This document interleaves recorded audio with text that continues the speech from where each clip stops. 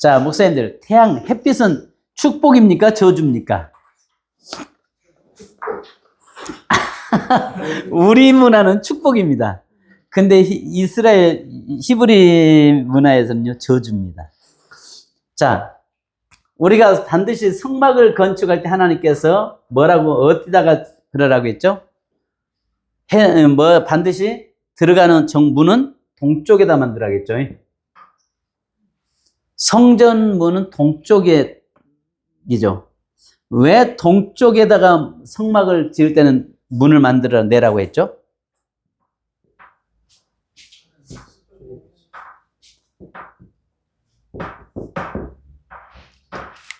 우리가 이제 하나님은 서쪽에 계시다고 제가 말씀드렸잖아요. 근데 동쪽은 말 그대로 세상을 의미하죠. 근데 우리는 대부분 이렇게 많이 하죠. 동쪽에 문 만드는 건 동쪽에 해가 뜨는 것이기 때문에 동쪽에다가 성막문을 만들어라. 이렇게 이야기를 합니다. 나중에 성전론 강의할 때 이야기를 하겠습니다만, 동쪽은요, 세상을 이야기합니다. 해가 뜨는 곳을 늘 우리가 세상을 등지고 하나님께 향하는 그걸 이야기합니다. 자, 유대인들에게서 태양이란 사람을 기진시키는 것이며, 심지어는 병을 얻어서 죽게 만드는 것으로 인식했습니다. 더군다나 광야에서 만나는 태양빛은 말 그대로 고통을 안겨주는 것입니다. 자, 광야에서 한번 목사님들 1시간만 서 있으면요, 안 쓰러질 사람 하나도 없습니다. 그러니까 우리가 보면 시편 91편에 보면 낮의 해와 밤의 달이 너를 상치 못하고 밤에 전염병이 밤에 온다라고 이야기합니다. 자, 그러면 우리가 그들에게, 유대인들에게는요, 태양빛은요 저주를 상징합니다. 그러니까 유대인들은요 뭘과 늘 상관짓냐면요, 광야 40년간 그들은 끊을래야 끊을 수 없는 늘 삶을 늘 연결을 짓습니다. 그러니까요, 광야에 1시간을 고사하고 15분만 있어도 굉장히 어렵죠.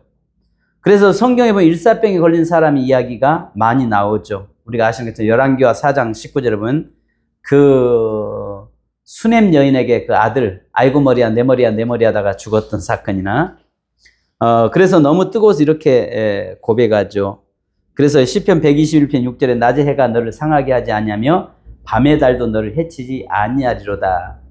시편 120편부터 135편의 시편들은 성전에 올라가면서 부르는 시편이잖아요.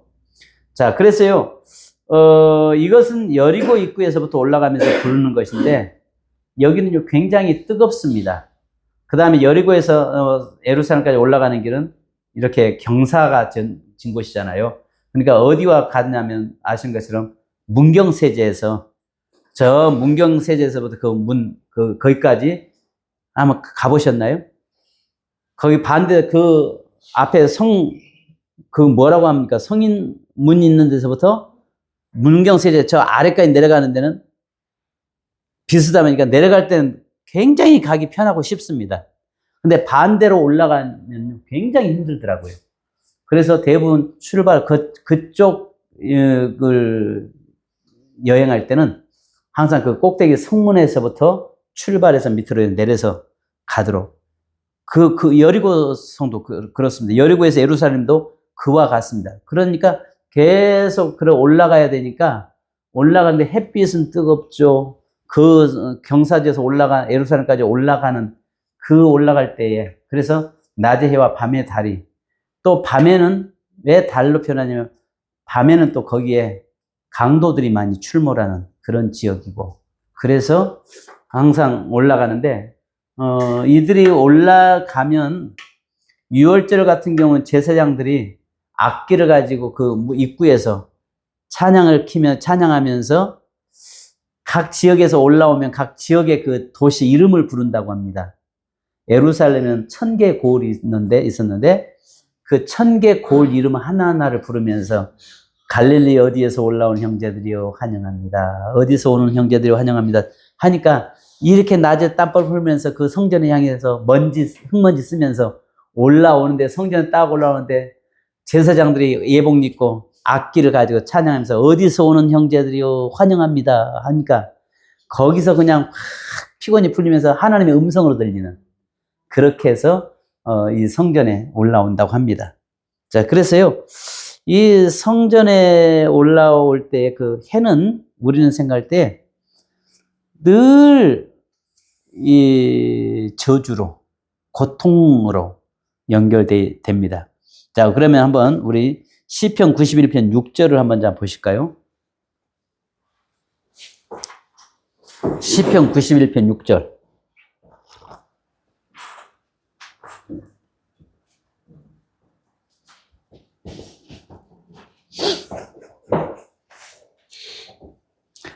예. 같이 시작. 어두울 때 꺼지는 전염병과 밝을 때 닥쳐오는 재앙을 두려워하지 아니하리로다. 예. 밤의 달도 너를 해치 못하리니 이야기 속에서요.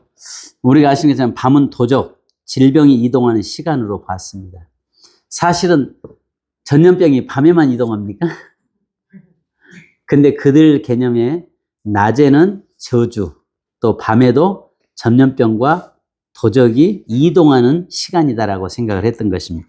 근데 이것을요, 뭘 하냐면요, 그 애굽에서 저녁에 그 하나님께서 장자, 그 백성을 보호하는데 저녁에 그 애굽에 있는 장자들 치는 사건 있잖아요.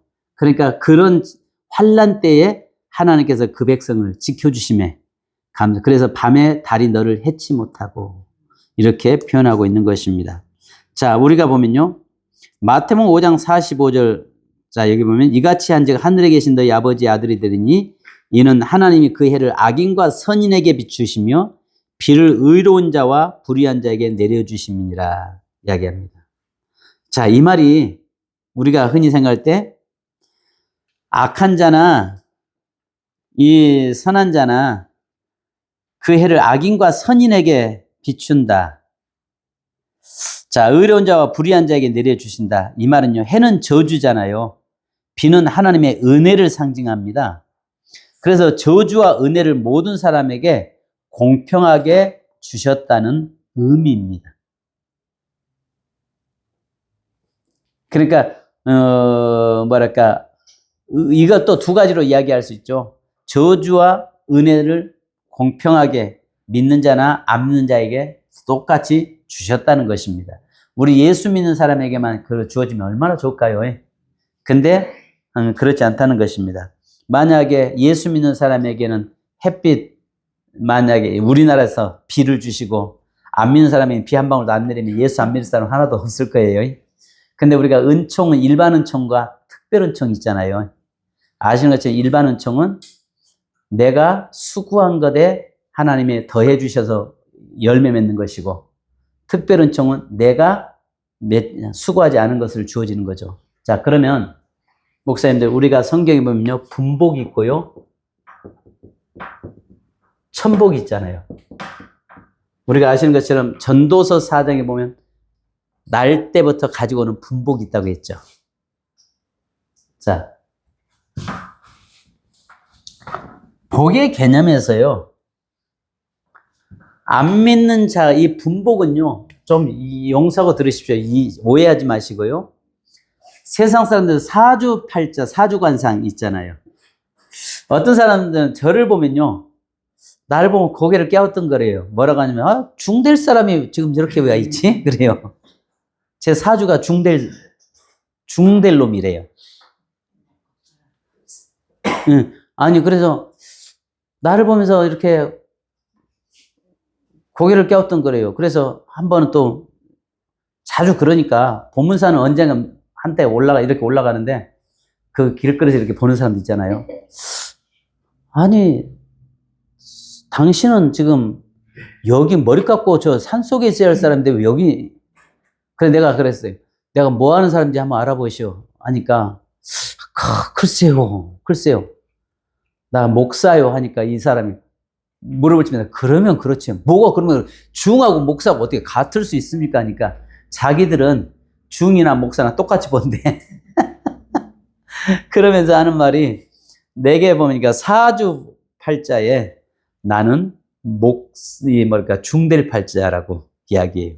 근데, 그죠? 분복이라는 것은 태어날 때부터 믿는 자나 안 믿는 자나 가지고 오는 그릇이에요. 그죠?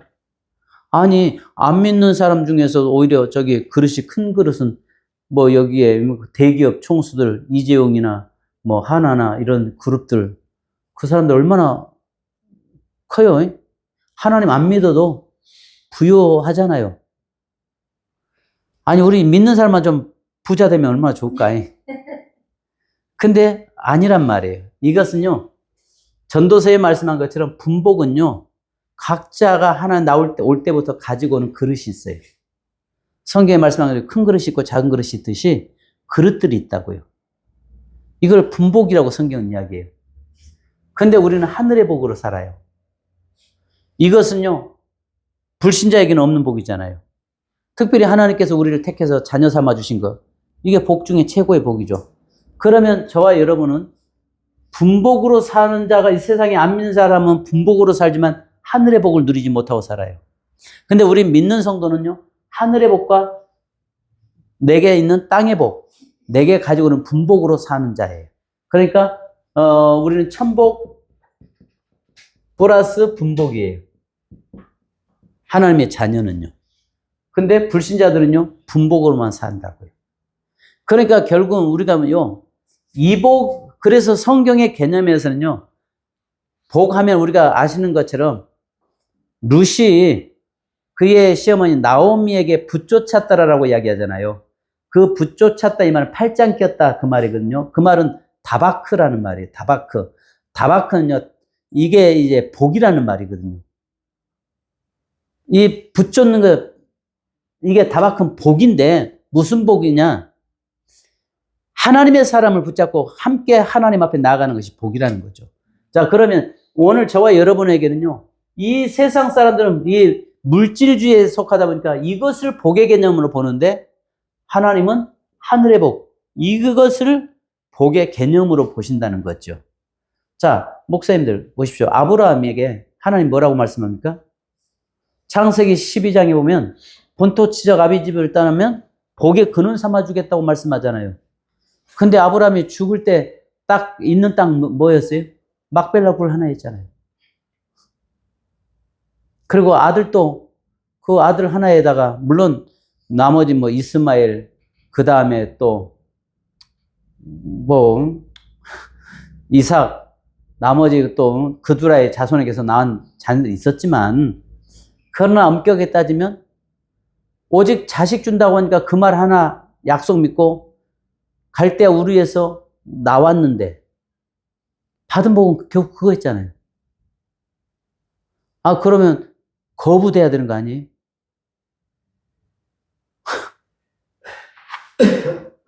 근데 거기에서 예수 그리스도가 그 자손에 나오고 인류의 구원자가 나오는 게 이게 천복 아니겠어요? 근데 참 중요한 게요. 하나님은 본토지적 아비집을 떠나라고 하는데요. 본토는 떠났는데 어디를 못 떠나요? 아비집은 못 떠나죠. 그래서 갈대아 우르에서 나와서 하란에 머무는데 앞으로 못 나가는 거예요. 왜? 뭘 못 떠나세요? 아비집을 못 떠나세요. 근데 아비 데라가 죽고 나니까 가나안 땅으로 오잖아요. 가나안 땅에 오는데 늘 본토 떠났어요. 아비집 떠났어요. 친척을 못 버려요. 롯을 못 버렸잖아요. 롯을 못 버리고 오다 보니까 가나안에서 비로소 롯과 갈라진 다음에 그때 하나님이 그에게 오셔서 뭘 하세요? 동서남북 바라보라. 바라보는 땅을 내가 너에게 주겠다. 그렇잖아요.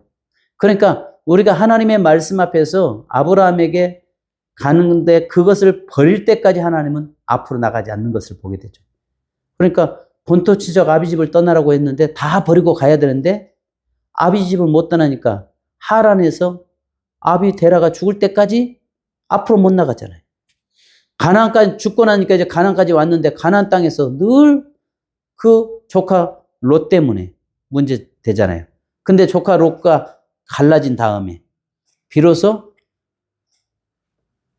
어때요? 그러니까 그 땅이 조카가 살고 있는 그 땅은 어떤 곳이죠? 소돔성의 그 애국과 같이 물이 넉넉했잖아요.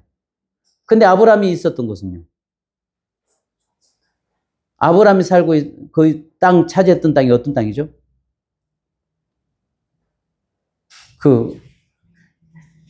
갑자기 나 요즘 왜 이런지 모르겠어요.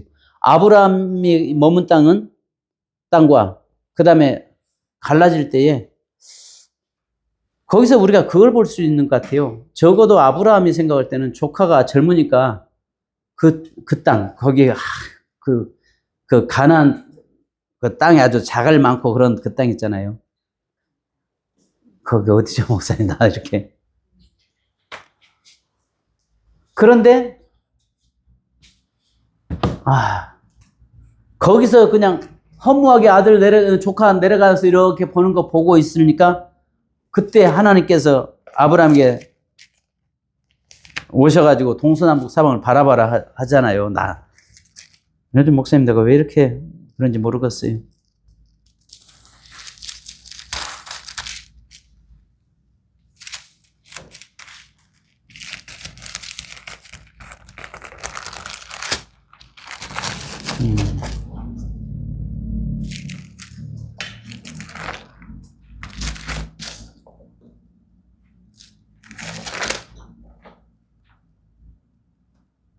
몇 장이죠?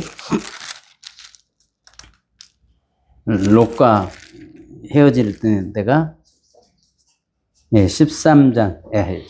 죄송합니다. 헤브론이라는 지역이 굉장히 열악한 지역이거든요. 돌 많고 거기서 정말 근데 이제 우리에게 뭘 이야기하냐면 장소가 중요한 것이 아니라 어떤 장소가 좋은 환경이 그에게 복 주는 것이 아니라 하나님이 함께 하느냐 하지 않느냐가 복의 개념으로 나타나는 것을 보게 되죠. 그래서 이 복의 개념은 하나님이 그와 함께 하느냐 하지 않느냐로 결정나는 것입니다. 자, 그래서요, 아브라함이 어쩌면은 그 많은 것을 약속 받고 왔지만은 받은 것은 막벨라 굴 하나에 불과할 정도였어요. 그런데 그 후손들에게 주어졌던 그 복은, 그러니까 하나님의 그 주신 복이 엄청났죠.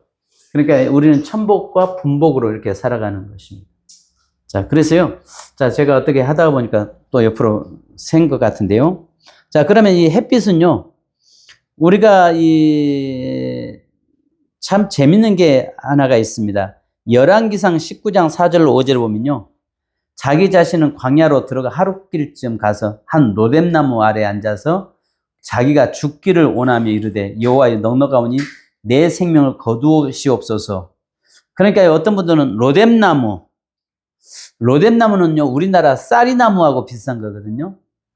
그러니까 어떤 경우는 로뎀나무 하면 심으로 생각하죠. 로뎀나무는 우리가 심이라고 해가지고 교회도 어떤 교회는 로뎀나무 교회라고도 하고 이름 잘 지어야 돼요. 어떤 교회는 백향목 교회라고 한 데가 있고요. 내가 알고 있는 갈릴리 교회라고 했는데 그 교회는 늘 풍랑이 일어났다가 결국 문 닫아. 아니 진짜 그런 것 같아요. 이름 잘 지어줘야 할 것 같아요. 이름대로 되더라니까요. 근데 백향목 그 말은 교만하다 그 말이거든요. 근데 이 로뎀나무는요 쌀이나무처럼요 나무가는 아니지만 쌀이나무 비슷한 작은 덤불입니다. 아주 작은 숲을 그러니까 거기에다가 뭐만 하냐면요 이 겨울에 눈이 많이 오면 꾸엉이 날아가다가 그러면 고개만 탁 쳐박고 있잖아요. 그거와 똑같은 거예요.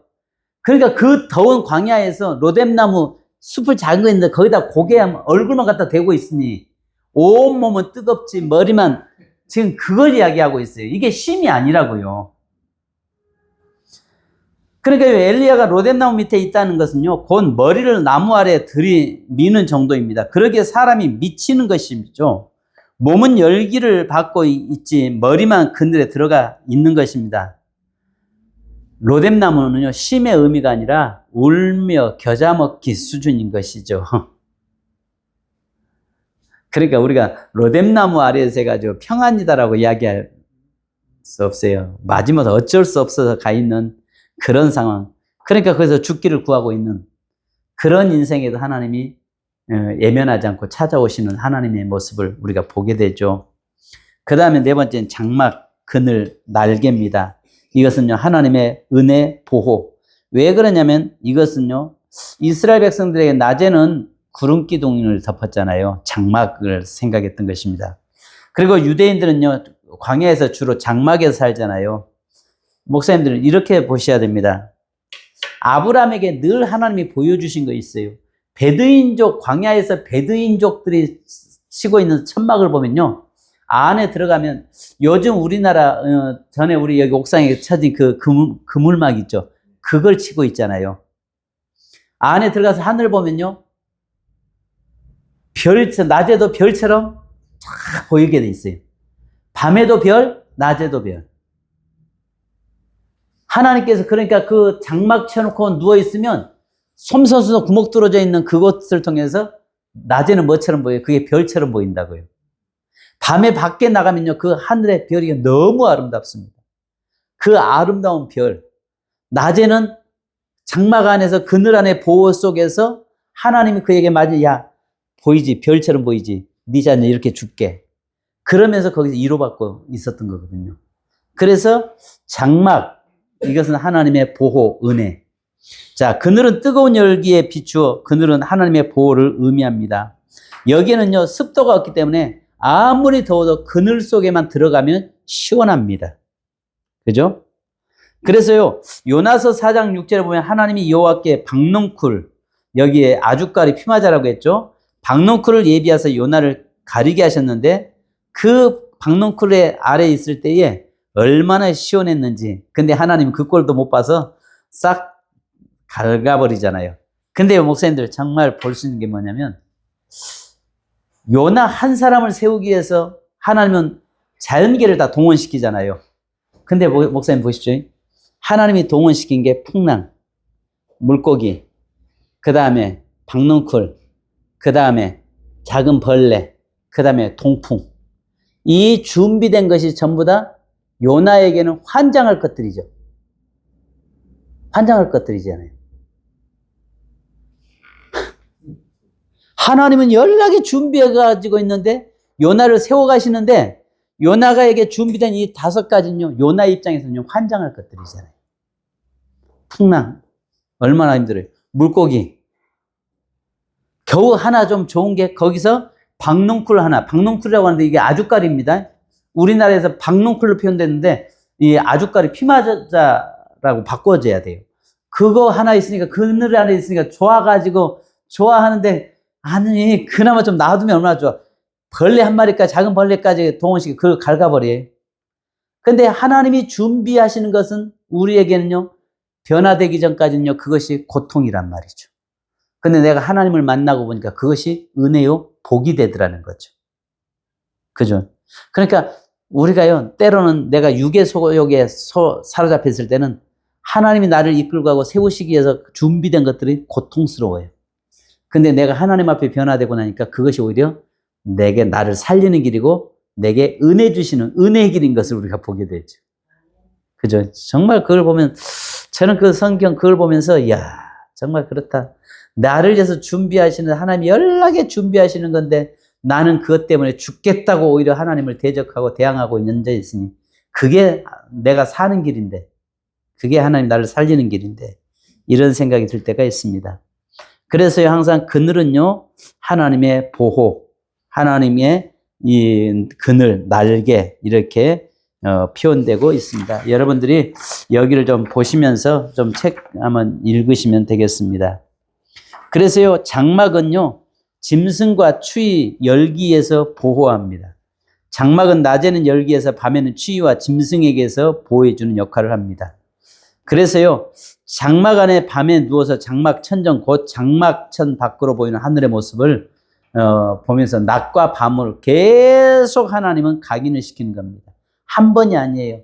아브라함이 있으면서 그 약속을 계속 기억하게 하시는 겁니다. 아까도 이야기한 것은 낮에도 장막을 보니까 구멍이 송송송 뚫려서 별처럼 보이죠. 한번 목사님들 그 장막 안에 들어가서 보세요. 낮에 그 그늘 막 쳐놓고 밑에 보시면 이게 막 그러잖아요. 밤에도 별로, 야, 내가 너에게 이렇게 줄게. 계속, 왜, 우리 인간은요, 하도 변덕이 심해서 계속 하나님이 그렇게 각인시키면 안 되거든요. 그러니까 계속 각인시키면서, 야, 내가 이렇게 줄게 하고 계신 것을 봅니다. 그래서요, 여기에 보호인데요, 그늘, 장막, 날개, 그늘. 이렇게 이어져 갑니다. 그래서 날개는요, 룻기서 2장 12절에 여호와께서 내게 행한 일에 보답하시기를 원하며 이스라엘의 하나님 여호와께서 그의 날개 아래 보호를 받으러 온 내게 온전한 상 주시기를 원하노라 하는지라. 이렇게 보호를 이야기하고 있습니다. 그 다음에요, 물은요, 생명입니다. 근데요, 우리가 아시는 것처럼 이스라엘의 기온이 보면, 절기를 보면요, 아시는 것처럼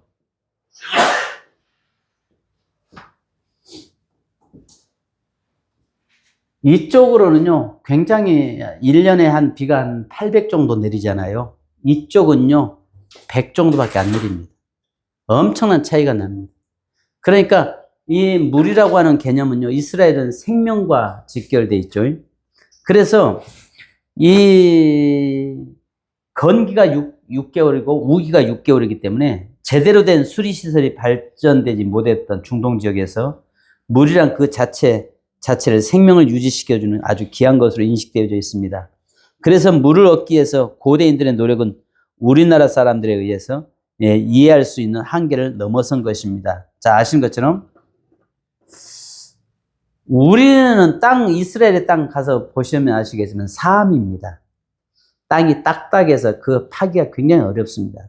우리나라에는요, 어느 곳이든지 뭐 한나절만 땅을 파면 거기서 물을 좀 볼 수 있습니다. 그만큼 우리나라는 물이 흔하죠. 근데 이스라엘에서는요, 물을 찾아낸다는 것은 굉장히 힘들고 어려운 일입니다. 그래서 성경에서는요, 물과 웅덩이는요, 고난, 고생, 수고로 이렇게 표현되고 있습니다. 그러니까요, 우리가 보면은요, 아시는 것처럼 하나님의 은혜하면은 내가 수고하지 카리스, 이건 내가 수고하지 않고 얻는 거잖아요. 그러면 내가 수고하지 않고 얻는 은혜니까, 은혜하면 은혜는 샘물, 강물, 그 다음에 비, 이슬, 이런 것들이 내가 수고하지 않고 얻는 은혜죠. 근데 여기에 고난은요, 우물. 그러면 창세기에 그 이삭이 그랄에서 우물을 파잖아요. 우물을 팔 때마다 물이 펑펑 나오죠. 이게 은혜요, 축복입니까? 고난입니까?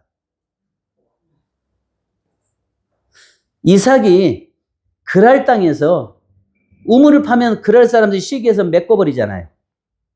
그러면 또 그 옆에 가서 또 우물을 파잖아요. 또 메꿔버리잖아요. 그러면 또 결국은 마지막 하나님께서 그걸 통해 어디로 몰아내요? 부엘세바로 올라 보내잖아요. 그래서 거기서 7 완전한 우물을 얻게 되잖아요. 그러면 거기에서 이삭이 그 그랄 땅에서 우물을 판 것은 축복입니까? 고난입니까?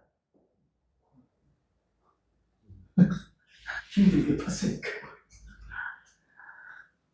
성경은요, 항상 우물을 대비시킬 때는요, 우물을 표현되고 있을 때는 고난을 항상 이야기합니다.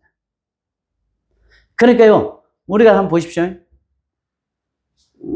은혜, 샘, 강, 비, 이슬은 내가 수고하지 않고 얻는 물이에요. 예루살렘 안에는요, 실로암이 있고, 못이 있고, 베데스다 못이 있잖아요.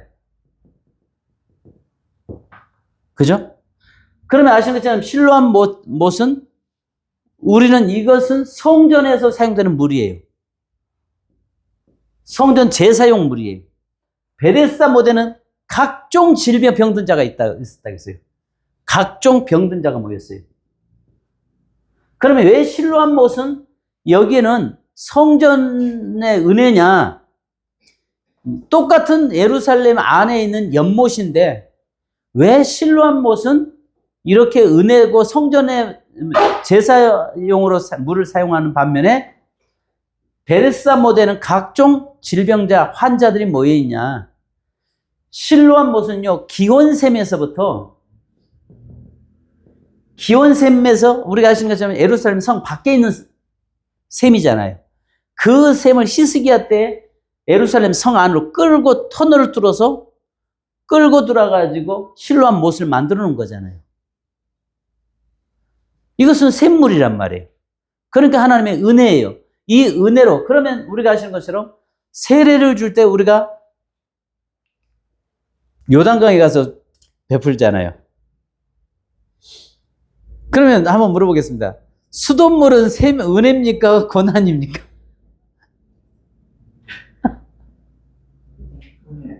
은혜죠. 왜냐하면 실로암과 같은 거니까요. 강물을 수를 해서 끌어온 거니까요. 자, 그런데요, 보십시오. 은혜는 내가 수고하지 않고 얻는 은혜인데, 우물, 고난, 여기에는, 자, 보십시오. 성경에서 대표적으로 모세가 미디안 광야에 가서 어디에 쓰러져 있어요? 미디안의 족장이었던 이드로의 그 딸들이 양을 치릴 때 물 먹이려고 할 때 그 옆에 쓰러져 있었잖아요. 그죠? 요셉이 어디에 가둬져 있어요? 형들이 갔다가 물 없는 웅덩이에다 잡아놨죠. 이 물 없는 웅덩이라는 말은 뭐냐면 이 건기와 우기로 나눠질 때 우기 때 물을 받아놨다가 건기 때 양들을 갖다가 양에 먹였던, 그러니까 물이 다 떨어졌다는 말은 건기, 지금 막바지, 지금으로 말하면 아마 우리 생각할 때 요셉이 그 애굽에 팔려갈 때 그때가 계절적으로 보면 9월달, 아주 그냥 목마를 때 얼마나 그 인생이 고통스러운 인생이었는가를 우리에게 보여주고 있는 거죠. 자, 그 다음에요, 또 우리가 아시는 것처럼 에레미야가 시대들의 뭐에 갇혀 있죠? 웅덩이. 수가성 우물가의 여인에 어디에서 주님 만나요? 수가성 우물가, 야곱의 우물에서라고 했어요. 야곱의 우물이에요. 샘이 아니에요. 그건 야곱이 팠던 우물이에요. 그래서 성경을 보면은 전체 성경에서 의도하는 것은 우물하면은 고난을과 연결 짓고 있다는 거죠. 근데 우리는 전부 다 이걸 생각 없이 그냥 우물하면 축복으로만 다 봐버리는 경향이 있죠. 그래서 성경에서 우물로 표현하고 있는 것은 정말 우리가 아시는 것처럼 그래서 부엘세바의 7 우물, 완전한 우물이라고 이야기하는데 이 부엘세바의 우물은요, 깊이가 200m입니다. 연장이 없어요. 당시에 연장도 없습니다. 물 파기에서 그걸 팔 때 고난이에요. 그러면 이삭이 부엘세바에서 우물을 팔 때마다 메꿨다는 것은 그 나그네 인생이 얼마나 곤고한 인생인가를 우리에게 이야기하려고 하는 겁니다. 그런데 은혜 중에서도 여기에는요, 하나님의 특별 은총이고 여기는 일반 은총이죠. 내가 수고한 것 위에 샘물이 솟게 만들어진 물을 갖다 얻게 하신 것이 하나님의 일반 은총이죠. 그죠? 왜냐하면 내가 전혀 수고하지 않고 얻은 것이 이 샘물, 이거란 말이죠. 그러면 아시는 것처럼 이 수가성 우물가의 여인은 아시는 것처럼 기생입니까? 계회법에 걸린 여자입니까? 우리는 흔히 기생이라고 이야기합니다. 남편이 5이 있기 때문에 기생이라고 이야기합니다. 근데 그들의 이 주거 문화를 이해하면은 그렇게 말할 수가 없습니다. 왜냐하면 우리가 아시는 것처럼 기생은요, 그 공동체 안에서 가정을 파괴시키는 자리에 들어올 수가 없습니다. 그래서 아시는 것처럼 다말이 마을 어귀에다가 천막을 치고 자기 시아버지 유다를 유혹할 때 그렇게 기생들의 모습은 마을 어귀 밖에다가서 혼자 살지 안에다가 그런 법은 없습니다. 자, 목사님 그 말 나왔으니까요. 드라크마 있죠. 드라크마는 뭡니까? 10드라크마가 결혼 지참금입니까? 아니면 이것은 뭘까요? 비상금. 지난번에 이야기했잖아요. 드라크마는 그래서 몸에다가 매달고 다니죠. 그건 생명이죠, 생명. 그래서 하나 잊어버렸을 때 온 집을 다 청소해서 찾음으로 인해서 모여가지고 잔치를 벌였다. 여기서 잔치 벌였다고 하는 개념 자체가요, 같은 여자들끼리 여자들끼리 뭐랄까요, 같은 공통분모를 가지고 있잖아요. 그러니까 같이 기뻐해 주면서 차를 나누고 함께 즐거워했다는 것을 잔치로 표현하고 있죠. 만약에 그 하나 찾았다고 막 짐승 잡고 그건 아니고 서로 차를 나누면서 즐겼다는 이야기겠죠. 그러니까요, 이게 뭐냐면요, 수가성 우물가의 여인도요, 계대법에 걸린 여자거든요. 왜냐하면 그러면 예수님 당시에도 계대법이 있었잖아요. 그래서 사두개인들이 와서, 부활을 믿지 않는 사두개인들이 와서 만약에 부활이 있다면 천국 가서 그 누구의 아내가 되겠냐 이야기했을 때 그것은 이미 계대법을 이야기하고 있는 거잖아요. 그러니까요, 이런 부분들에게 있어서 정말, 그러니까 성경을 늘 보실 때요, 우물이 등장할 때는 뭐부터 봐라? 지금 성경이 이야기하고자 하는 것은 고난 속에 있는 인생을 이야기하려고 하고 있다는 거죠. 그래서 거의 성경에 우물들이 표시된 데는 다 고난과 연결이 돼 있습니다. 샘물이 있을 때는요, 거기에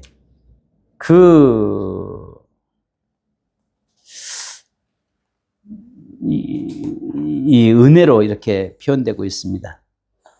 그래서 물 없는 웅덩이는요, 해마다 해를 발라서 물을 담을 수 있도록 보수 작업을 해야 하고요.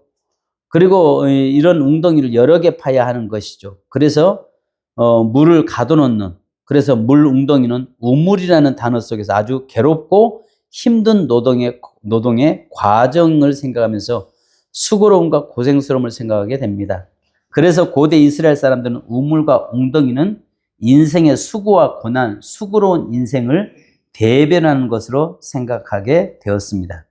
그러므로 성경 본문에 우물이나 웅덩이가 등장하는 본문들은 내부적인 의미가 대부분 인생의 수고와 고난과 고생에 대해서 이야기를 하는 본문들이고, 그 중심 인물은 고난에 빠지게 되는 것으로 구성하는 믿음을 알 수 있습니다. 예. 그래서 여기 보면, 창세기 26장에도 보면은 아브라함의 그 우물 나오고요. 그러면 이제 비이스를 신의 강샘 하나님의 은혜입니다. 내가 수고하지 않는 것, 내가 노력하지 않는 것을 얻는 것을 이야기합니다. 그러면 우리가 성경에 6월절 날 그들이 올라오는 붉은 암소를 잡아서 정결탕을 만든다겠죠. 정결탕을 사용하는 물은 어떤 물이었을까?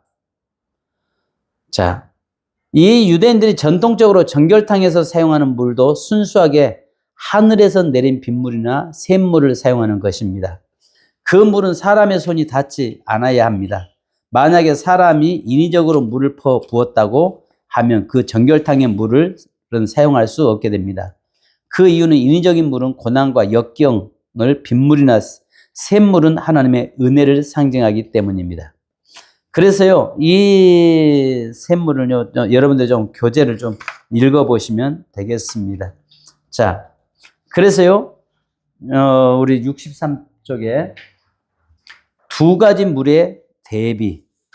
자, 우물, 인생의 고난, 여인, 생수, 하나님의 은혜, 예수님, 메시아. 그래서 요한복음 4장의 핵심적인 의미는 인생의 고통과 고난 가운데 있는 인생에게 하나님의 은혜가 무엇인지 알려주기 위해서 오신 분으로 바로 예수님이십니다. 요한복음 4장 26절에 예수께서 이르시되 내게 말하는 그가 내가 그러하시니라. 전체 인생을 의미하고 있는 고난 가운데 있는 인생에게 하나님의 은혜가 무엇인지를 알려주기 위해서 오신 분이 예수님이심을 말하고 있는 것입니다. 예레미야 2장에 물들의 대비가 나옵니다. 자, 그래서 예레미야 2장 13절에 내 백성이 두 가지 악을 행하였나니 곧 그들이 생수에 근원되는 나를 버린 것과 스스로 웅덩이를 판 것인데 그것은 그 물을 가두지 못할 터진 웅덩이들이니라. 생수 하나님의 은혜, 웅덩이 사람의 고난과 고통 이렇게 표현되고 있습니다. 네. 자, 여기에 광야까지만 하고 오늘 보니까 우리 고전사님 많이 힘들어하시는 것 같아서요. 자.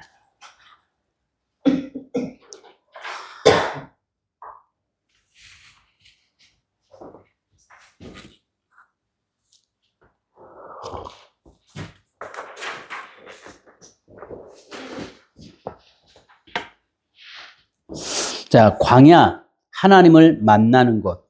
자, 우리가 늘 광야 하면은요, 이스라엘 백성에게는 광야가 하나님을 만나는 장소, 헬라인들에게는 귀신이 있는 곳, 늘 이렇게 존재하고 있는 겁니다. 아까도 제가 서두에 이야기한 것처럼 예수님의 그 광야 사를 통해서 두 가지로 표현되고 있는 것을 제가 말씀을 드렸습니다. 그래서 여기에서 보면은 광야는 늘, 그래서 우리가 한 가지 보십시오, 여러분. 세례 요한이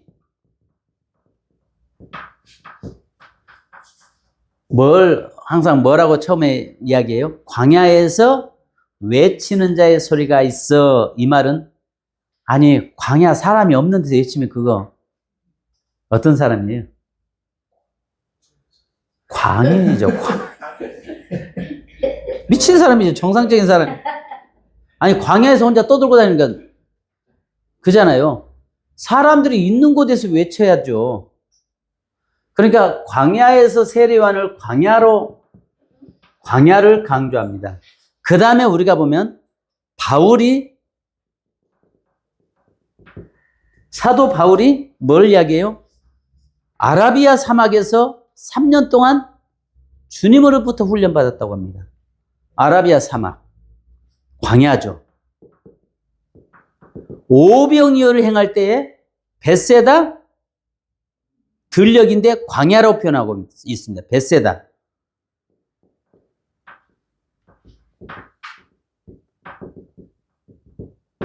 예수님의 오병이어 사건도 뭘 해요? 벳세다, 광야라고, 들녘이라고 이야기해요. 광야라고 표현하고 있습니다.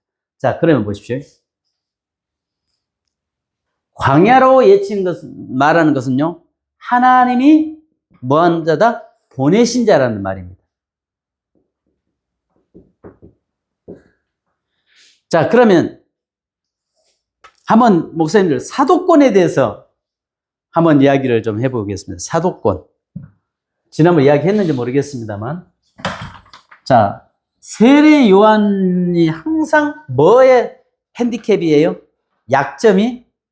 복음 전할 때 사도라고 이야기하니까 사람들이 뭐라고 해서 네가 어떻게 사도냐? 사도의 자격이 뭐죠?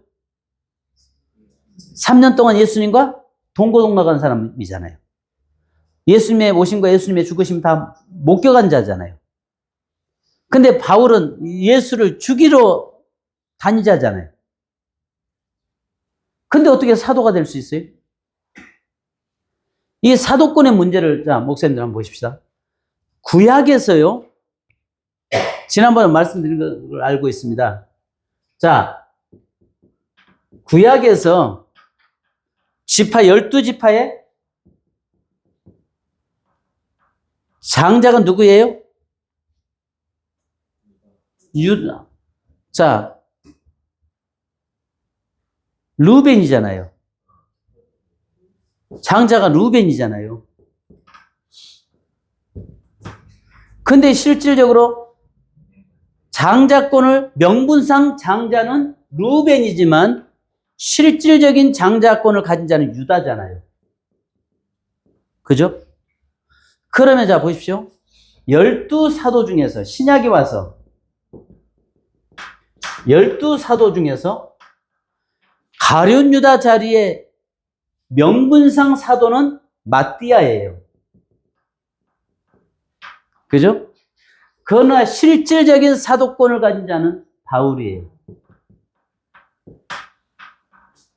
이걸 통해 뭐냐면 구약을 통해서 바울은 지금 신약에 자기가 왜 사도인가를 지금 이야기하고 있는 거예요. 그러면서 자기가 문제는 뭐냐면 자기는 아라비아 광야에서 3년 동안 예수님으로부터 직접 훈련을 받았다라고 이야기하고 있는 거예요. 그러니까 명분상 마띠아 사도냐 실질적인 사도냐, 명분상 하나님의 축복권을 가진 자냐 실질적인 축복을 누리는 자냐 중요하죠. 그래서 여러분 우리가 보면 천국에 24장로가 나오잖아요. 24장로는요 뭘 이야기하냐면 따로 장로가 있는 것이 아니라 구약의 12지파와 신약의 12사도, 그러니까 반열, 12반열이 24반열인데 거기에서 구약과 신약의 예수를 통해서 구원받은 자의 수를 이야기하고 있는 겁니다. 그러면 지난번에 천국과 지옥에 대해서 4개의 지옥이 있다고 제가 이야기했잖아요. 분류된다고 했잖아요. 천국도 아신 것처럼 낙원이 있고 천국이 있죠. 연옥은 아닙니다. 낙원이라는 것은 지금 현재 우리가 믿는 자 전부 다 아브라함도 가 있고 다 가 있는 곳이 낙원이잖아요. 근데 거기 있다가 우리가 주님이 오셔서 백보자 심판 때 믿는 자는 영원한 천국, 하나님의 보좌가 있는 곳으로 가는 거죠. 그 다음에 불신자들은 영원한 마귀와 함께 타리투스, 영원한 불못으로 들어가는 거잖아요. 그러면 오늘 여기에서 우리가 천국에 가면, 천국에서는 24장로라는 말은 뭐냐면 하나님 보좌 앞에 가서 하나님을 찬양하는 자, 백성들, 바로 모든 지상에서 예수 믿고 구원받은 자를 이야기하고 있는 거죠. 물론 14만 4천도 거기에 또 그런 의미도 있겠죠. 그러나 우리가 한 가지 볼 수 있는 건 여기에서 보면 구약에서의 명분상 장자는 루벤이지만 실질적인 장자권은 유다가 갔습니다. 물론 요셉도 여기에 역대상에서는 이스라엘 장자라고 이야기했어요. 장자권은 요셉이 가졌다고 했어요. 그것은 요셉은요 육신적인 장자권이죠. 그래서 지난번에 제가 말씀드렸잖아요. 유다는 누구의 자손이라고요? 레아의 자손이에요. 레아의 자손인데 하나님이 그러니까 야곱은 정말 라헬을 사랑했잖아요. 근데 레아는 늘 원발치에서 좀 뭐랄까 알력이 했다, 이 말은 지식적으로 영적으로 우둔했다는 말이기도 하죠. 그런데 하나님이 허락하신 아내는 실제적으로 라헬이 아니라 레아였잖아요. 그러니까 이 루벤의 레아의 자손이고 미안합니다. 유다도 루벤 다 레아의 자손이잖아요. 근데 나중에 보면 창세기 49장에 보면 그가 죽기 전에 뭐라고 이야기해요? 나도 레아 곁에 가고 이야기하잖아요.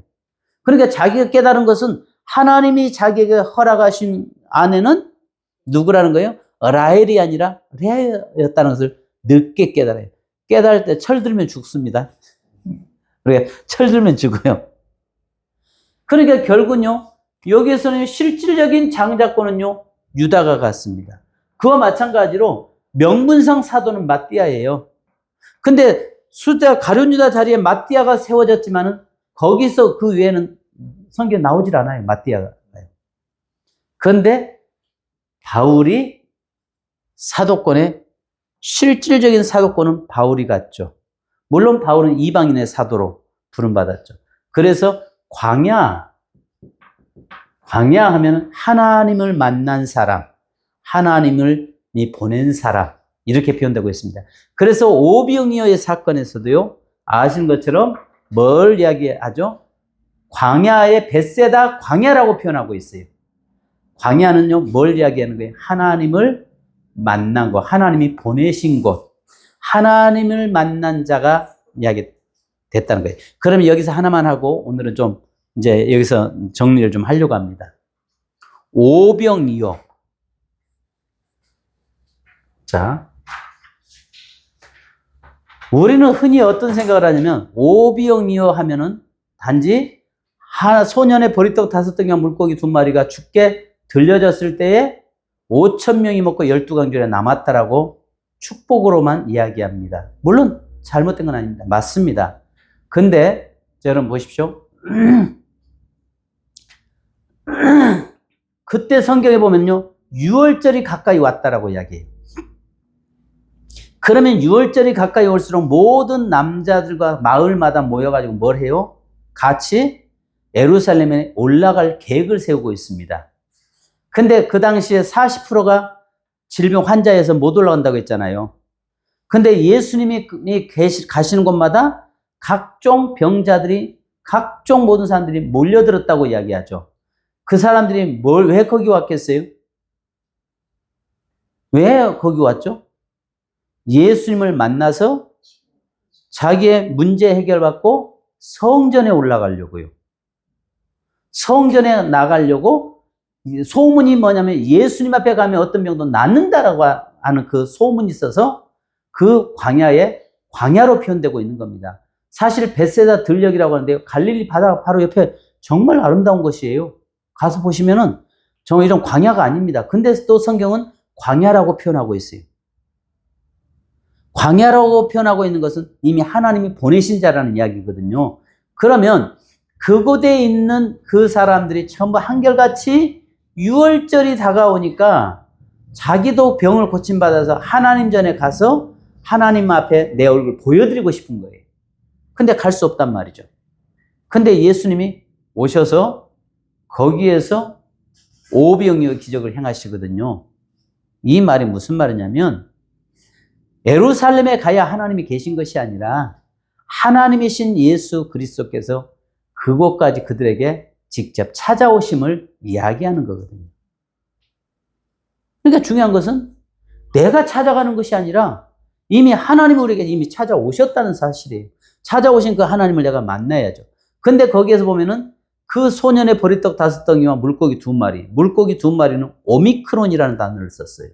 오미크론이라는 말은 무슨 말이냐면 어부들이 고기를 잡아서 상품성이 없는 거, 상품 가치가 없는 거는 갖다가 살려주는데 이미 죽어버려서 한쪽에다가 모아놓으면 가난한 자들이, 나그네들이 그걸 갖다가 먹을 수 있도록 만들어 놓은 그거예요. 그 물고기. 그리고 당시에 보리떡은 가난한 자들이 먹는 떡이에요.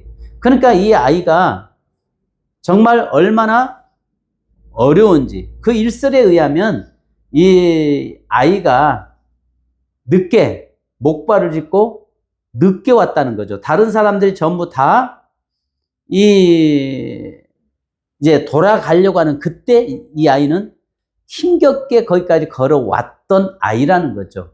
근데 왔는데 땀뻘 흘리면서 왔는데 이미 파장 분위기고 가려고 하는 먹을 거 없냐 할 때 그걸 내놓은 그 아이라는 거죠.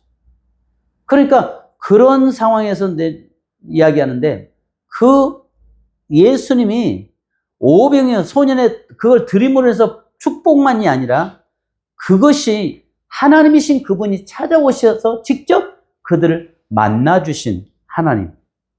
그러니까 성전에 가야, 예루살렘에 가야 계신 것이 아니라 그런데 이와 똑같이 무엇도 우리에게 볼 수 있냐면 요한복음에 153 있잖아요.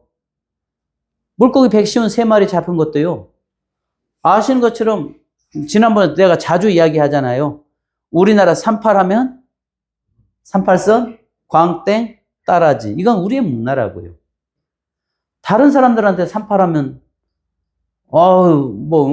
그 말 하지 않아요. 몰라요. 근데 153이라는 것은 여러분 성전의 번제단 높이잖아요. 1규빗, 5규빗, 3규빗이거든요. 그래서 그러면 높이가 이 1규빗이면 45, 여기서 여기가 1규빗이잖아요.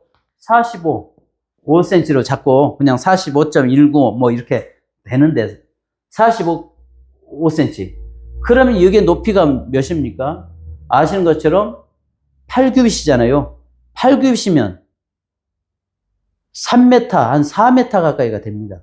상당히 높아요. 그래서 여기다가 뭘 했냐면 이렇게 비스듬하게 해서 계단을 만드는데, 계단이 아니라 이 성전 올라가도록 만드는데 미끄러지니까 여기다가 기름이 떨어지면 미끄럽잖아요. 그러니까 여기다가 소금을 뿌려서 맨발로 올라가는데, 밑에서 보면 제사장들이 여기에 올라갈 때 제사장들에게는 뭘 입혀요? 하체가 드러나지 않도록 고쟁이를 입혔잖아요. 팬티를 입히잖아요. 이렇게 올라가는데 153, 제일 먼저 그들이 성전에 나가면 만나는 곳이 번제단이잖아요. 번제단에서 죽고 사는 곳이잖아요. 근데 지금 그들이 7명의 제자가 갈릴리 가서 뭐 하러 갔어요? 과거로 돌아가 버린 거잖아요. 베드로가 나 고기 잡으러 간다니까 형님 나도 해서 고기 잡으러 간 거잖아요. 과거로 돌아가 버린 사람이에요. 근데 예수님께서 이 물고기를 통해서 백시운 3마리 딱 되니까 그들이 생각할 때 뭐예요? 어디를 생각해요? 성전을 생각하죠. 성전의 번제단을 생각하죠. 번제단을 생각하면서 번제단에 거기가 죽고 사는 곳인데 우리의 생명의 주권자, 바로 우리의 어린 양, 세상죄를 지고 하는 하나님의 어린 양이신 예수 그리스도가 성전에 계신 그 하나님이 아니라 찾아오심을 이야기하는 거거든요. 실패하고 과거로 돌아간 그들에게 예수님 포기하지 않고 그들에게 찾아오신 예수님을 이야기하려고 153 물고기 153마리의 물고기를 작게 만드신 것이죠. 여기 이해되셨어요? 그러니까 뭐 여기는 뭐 들은 소리 또 듣고 반복이에요. 제가 뭐 어디 뭐 그런 게 있겠어요? 얼마나 선한 것이 있겠어요? 그래서 목사님들 이렇게 광야 하면 하나님을 만나는 곳. 그래서 광야에서 외치는 자의 소리가 있어. 광야에 가서 3일. 또 그래서 항상 광야 이렇게, 그래서 우리가 아시는 것처럼 예수님 당시에 드다가 40명을 이끌고 광야로 나갔다라고 이야기했잖아요. 그도 역시 광야로 나갔다는 것은 인위적으로 나도 하나님이 보낸 자다 그 말 하려고 했다가 결국 광야에서 사라져 버리잖아요. 그러니까 이런 것들을 보면 광야는 하나님을 만난 장소. 그래서 세례요한과 가장 신기하게 해서 세례요한이 광야에서 외치는 자의 소리가 있으면 이건 정신병자지 뭐 그러겠어요. 근데 하나님이 보내신 자다. 이 말을 하려고 하는 거죠. 혹시 뭐 궁금한 사항 있으세요? 예. 감사합니다.